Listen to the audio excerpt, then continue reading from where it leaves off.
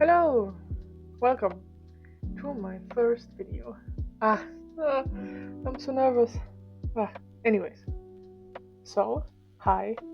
Nice of you to join me on this corner of the internet. Let me introduce myself. I'm Fritzi, or Freddy if you like. I'm a German artist, or at least an aspiring artist. And one thing about me, I really like drawing cats. I grew up with the Warrior Cats books, and recently discovered my love for them again, thanks to YouTube and a wonderful game called ClanGen. What is ClanGen, you might or might not be asking yourself? Well, as the name suggests, it's basically a clan generator game. You name a clan, you pick from randomly generated cats, and well, we let the party begin. I'm not really good at explaining, so I highly recommend and suggest watching other YouTubers or creators play this game, or if you're fortunate enough to own a PC or a laptop, play it yourself. It's a great time, it's really fun. Right, enough rambling, let's get to the point. I'm doing the yearly Speedpaint 1 year challenge for ClanGen, I'm not sure what it's called, for my own personal clan, LichenClan. I have thought up a bit of lore behind it, which I will definitely expand upon in future videos, should there be any, and I will touch upon the lore a bit later here. But first of all, credit where credit's due, this video is heavily inspired by the amazing, the wonderful Surisestar here on YouTube. Her videos, together with those of Little Hungry Warrior, got me back into Warrior Cats in the first place, and they introduced me to ClanGen. Her content, together with the lovely individuals on the Warrior Cats Discord roleplay server Eclipsing Suns, I love you guys, inspired me to make this video and upload my art here on YouTube. So all credit to them. It's not my creative idea, I just follow the flow, so to say. Now, to the lore. LichenClan's territory sits on a large temperate mesa. They border pine forests, steep cliff sides, and the sea. They live in a vast cave and tunnel network below the mesa. Their camp is a giant open cave with a hole in the ceiling that provides them with daylight, and rainwater that falls into the hole during storms has worn the ground down over time and has formed a pool of fresh water. Some caves and tunnels are illuminated by cracks in the dirt and stone or by a luminescent lichen, while others are plunged into darkness. Their Star Clan meeting spot is a dripstone cave with multiple puddles and glowworms hanging from the roof in mass, making it seem like the cave has a constant silver pattern. A grand war has split the clans, and LichenClan almost went extinct if it weren't for their many tunnels. Only thanks to Star Clan's intervention did the war stop.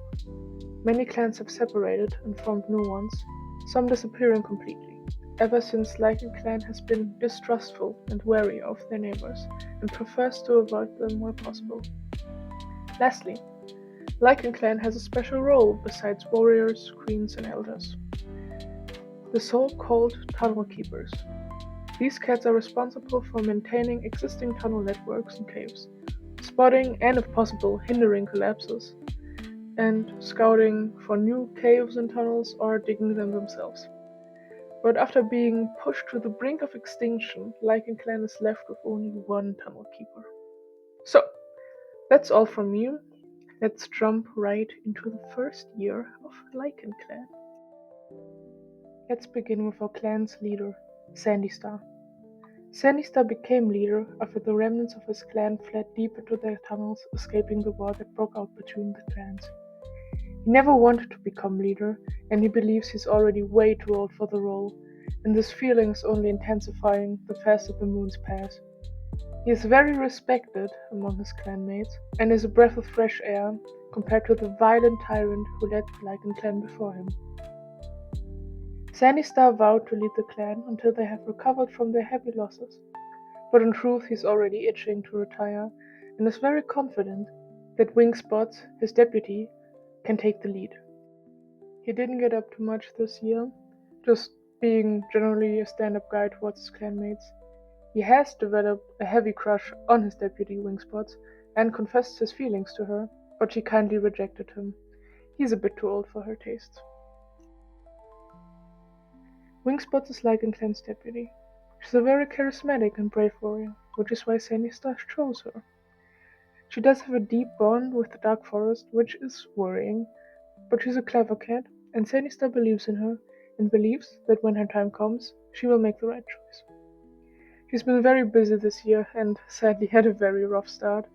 She was hit by a monster, which broke her jaw, and she luckily survived, and she was caught in a two-leg trap, but escaped with a sprain.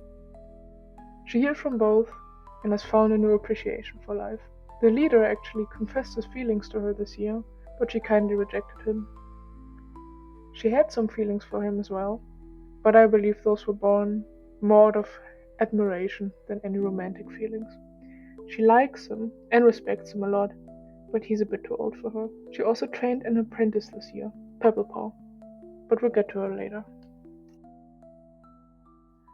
Brightstone was the only medicine cat for a good chunk of the first year. She had her work cut out for her with the aftermath of the war, the wrath of Star Clan, and the deputy's surprising frequent injuries. She's a very charismatic and insightful cat, but despite her best efforts trying to hide it, she was getting so very overwhelmed. All built to a crescendo when she found 3 orphaned kids on LichenClan territory. She was at her wit's end. How was she gonna care for them and Wingspot's broken jaw? That's when Shiryu entered the picture, which is the best name. I love the randomly generated names in this game. She's a loner, a LichenClan patrol found by the border, offering her healing skills if she were allowed to join. She used to live in the two-leg town, tending to rogues and loners, but she was starting to get a bit lonely. Hearing about the clan spiked her interests. She's fierce, not scared to say what's on her mind, and clever to match. And despite not really understanding StarClan, or really believing in it, she was more than willing to help the very overwhelmed Brightstone. She did get White Cough and Leaf Bear, but recovered quite quickly, but has sadly passed it on to her fellow medicine cat. They are very cute together. Shiryu listens to Brightstone and discusses her dreams with him. Even though she doesn't believe in StarClan, she can tell that it helps her friend to speak about them. And now, at the end of the year, they have developed mutual crushes on each other, which is so adorable, and I personally hope that they end up together.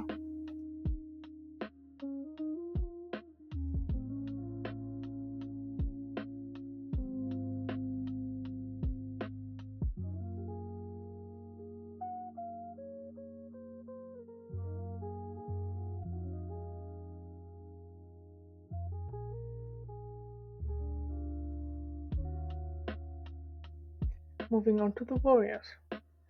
Mudjumper was the clan's only remaining tunnel keeper, maintaining all the different tunnels and caves alone, while also hunting and going about the rest of her warrior duties.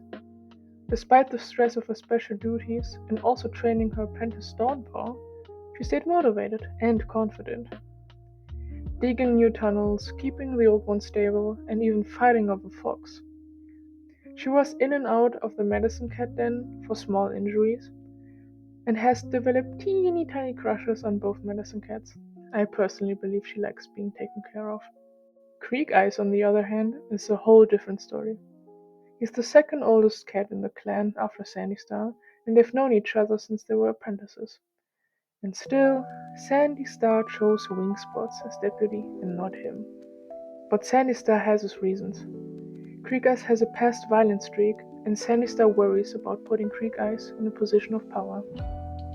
Creek Eyes has been complaining a whole lot this year, often thinking he could lead the clan better, or wondering if he could handle the duties of being deputy.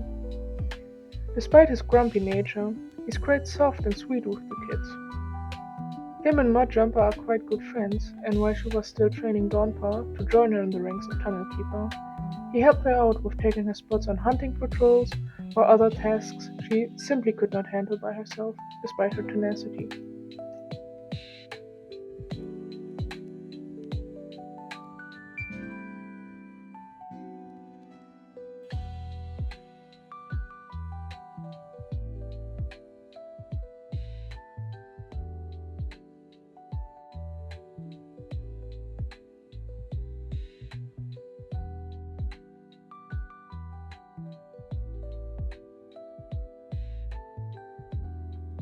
Pebbleclaw and Dawnbark started this year as apprentices.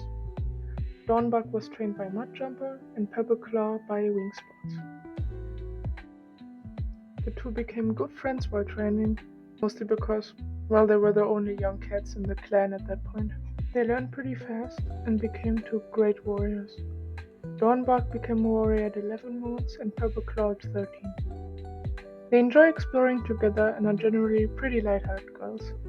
Pebbleclaw is a bit colder than her friend, but enjoys a good gossip session.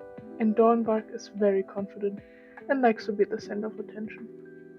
She's the second tunnel keeper beside Mudjumper. At a young age, has already been given an apprentice by Surisestar to train.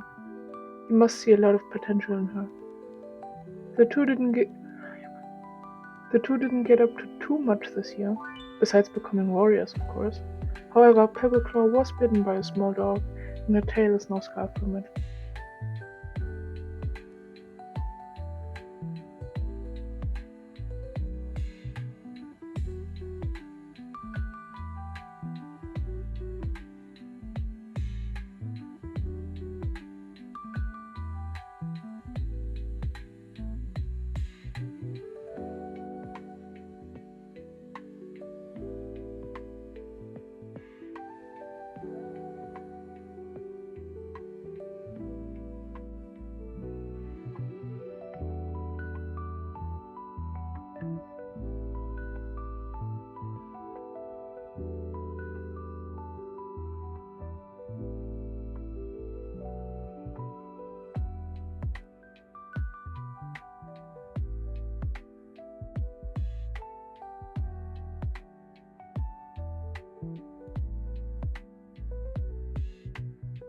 Both Ant and Wasabi were loners that joined the clan this year.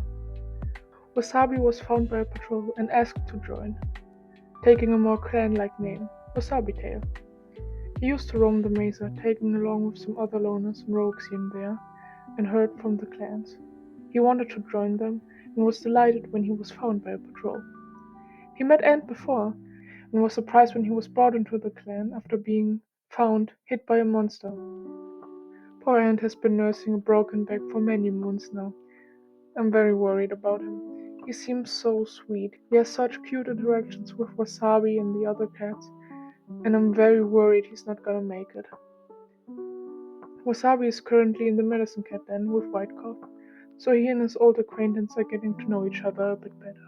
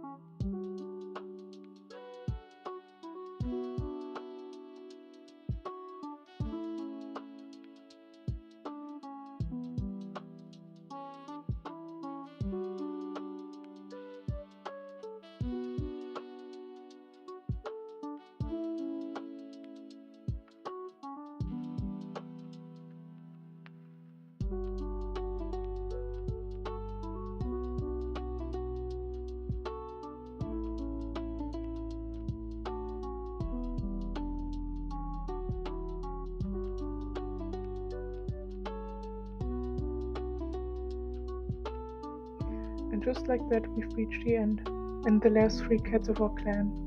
The 3 abandoned kids that Brightstone had found. Flashpaw, Raggedpaw, and Moonpaw were the 3 abandoned kids that she found on LichenClan territory. Their mother, a queen from another clan, had fled into LichenClan territory and sadly died giving birth to the 3. Moonpaw, the oldest of the siblings, is a sweet, shy guy, but he loved play fighting with his siblings as kids. His sister, Flashpaw, lived up to her name in every way possible. She liked playing with bugs, roughhousing with her siblings, and could be a bit of a mean cat at times. Sadly, when she was a kid, she was diagnosed with raspy lungs, and only 2 moons after becoming an apprentice, she passed away during the Whitecough outbreak due to her weak lungs. Their brother, Raggedpaw, was quiet like Moonpaw, rather laying back and watching things go on around them than be active. He was diagnosed with wasting's disease as a kid and was in and out of the medicine cat den a lot.